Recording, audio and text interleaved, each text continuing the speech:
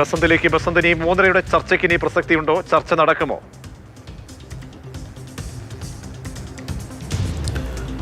പ്രതീക്ഷ, ഇപ്പോൾ ചർച്ചകളെക്കുറിച്ചുള്ള ഒരു സൂചനയുമില്ല. അതായത് അവരുടെ പ്രധാനപ്പെട്ട ഒരു ആവശ്യം അല്ലെങ്കിൽ അംഗീകരിക്കപ്പെട്ടിരിക്കുന്ന ഒരു സാഹചര്യത്തിൽ സ്വയം ചിലപ്പോൾ സമരത്തിൽ നിന്ന് പിൻവാങ്ങുമോ എന്നാണ് കണ്ടറിയേണ്ടത്. ഇപ്പോൾ അഭിജിത്ത് ദീപ്കെ സംസാരിച്ചുകൊണ്ടിരിക്കുകയാണ്. അദ്ദേഹം എന്ത് പ്രഖ്യാപനമാണ് നടത്തുന്നത് എന്ന് അറിയില്ല.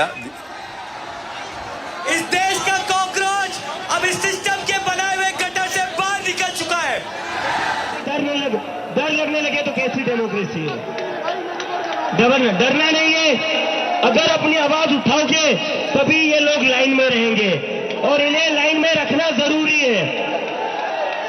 इन्हें लाइन में रखना जरूरी है क्योंकि ये जो आज खुद को बादशाह समझ बैठे हैं ना, ये हमारी वजह से बैठे हुए हैं।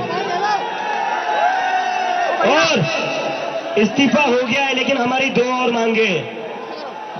मांगे ऐसे ही नहीं जाएंगे। नीचे उतरो। ऐसे नहीं जाएंगे। कॉकरोच है, एक बार घुसता है तो निकलता नहीं है cockroach.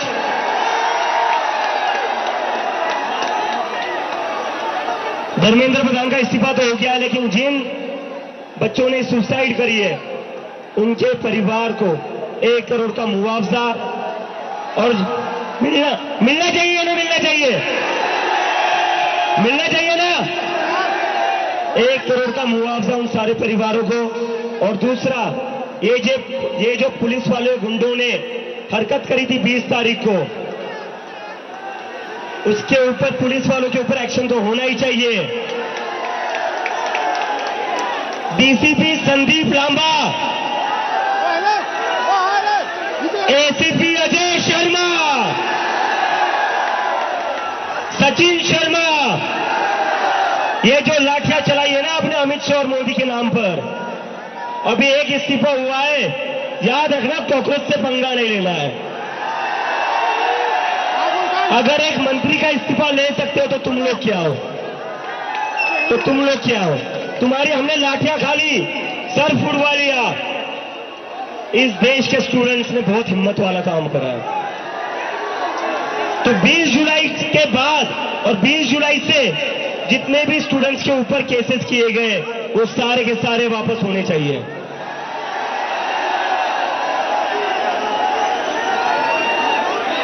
And to the people of India, to भैया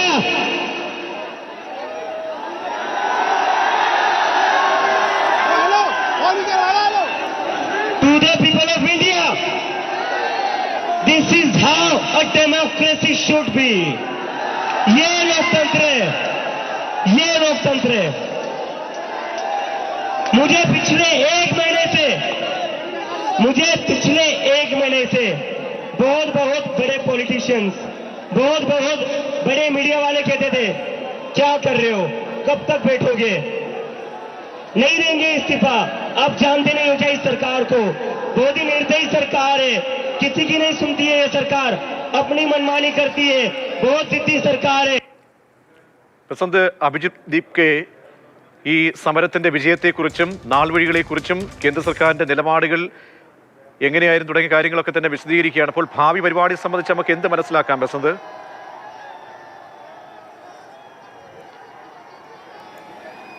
പ്രതീക്ഷ, ഇക്കാര്യത്തിൽ ഒരു പ്രഖ്യാപനമൊന്നും അദ്ദേഹം നടത്തുന്നില്ല. പക്ഷേ പറയുന്നത് പ്രധാനമായും പോലീസ് ഉദ്യോഗസ്ഥർക്കെതിരെ കർക്കശമായ നടപടി വേണം എന്നുള്ളതാണ്. അതായത് വിദ്യാർത്ഥികളെ മർദ്ദിക്കുന്നതിന് നേതൃത്വം നൽകിയ DCP അടക്കമുള്ളവർക്കെതിരെ നടപടി വേണം. സെൻട്രൽ ഡൽഹി DCPക്ക് അടക്കമെതിരെയുള്ളവർക്കെതിരെ നടപടി ഉണ്ടാകണം എന്നുള്ളതാണ് ഇപ്പോൾ അഭിജിത്ത് ദീപ്കെ വ്യക്തമാക്കിയിരിക്കുന്നത്. മാത്രമല്ല, വിദ്യാർത്ഥികൾക്കെതിരെ എടുത്ത കേസുകൾ അവ പിൻവലിക്കണം, തടവിലുള്ളവരെ വിട്ടയക്കണം എന്നുള്ളതാണ്. അതായത് ഏകദേശം 40-ലധികം വിദ്യാർത്ഥികളെ ഇപ്പോൾ തടവിൽ വെച്ചിട്ടുണ്ട്, അല്ലെങ്കിൽ പോലീസ് പിടിച്ചിട്ടുണ്ട്.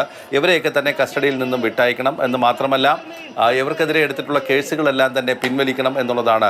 ഒരു 15 FIR ആണ് എടുത്തിട്ടുള്ളത് എന്നാണ് മനസ്സിലാക്കുന്നത്. അതിൽ ഒരു FIR-ലെങ്കിലും കൊലക്കുറ്റം, കൊലപാതക ശ്രമത്തിനുള്ള ഒരു ചാർജ് കൂടി അതിൽ ഉൾപ്പെടുത്തിയിരിക്കുന്നു എന്നാണ് മനസ്സിലാക്കുന്നത്. ഒരു FIR-ൽ ബാക്കി 15 FIR ആണ് ഇന്നിപ്പോൾ ഈ വിദ്യാർത്ഥി സമരവുമായി ബന്ധപ്പെട്ട് ഡൽഹി പോലീസ് എടുത്തിരിക്കുന്ന. ഇവയെല്ലാം തന്നെ റദ്ദാക്കണമെന്നുള്ളതാണ് അഭിജിത്ത് ദീപ്കയുടെ വാദം. ഏതായാലും ചരിത്രപരമായ ഒരു വിജയം തന്നെയാണ് ഈ കോക്രോച്ച് ജനതാ പാർട്ടി അല്ലെങ്കിൽ പാറ്റകൾക്ക് ഈ ഇന്ത്യയിൽ ലഭിച്ചിരിക്കുന്നത്. വിദ്യാർത്ഥികൾക്ക്, രാജ്യത്തുള്ള വിദ്യാർത്ഥികൾക്കുള്ള വിജയം തന്നെയാണ്.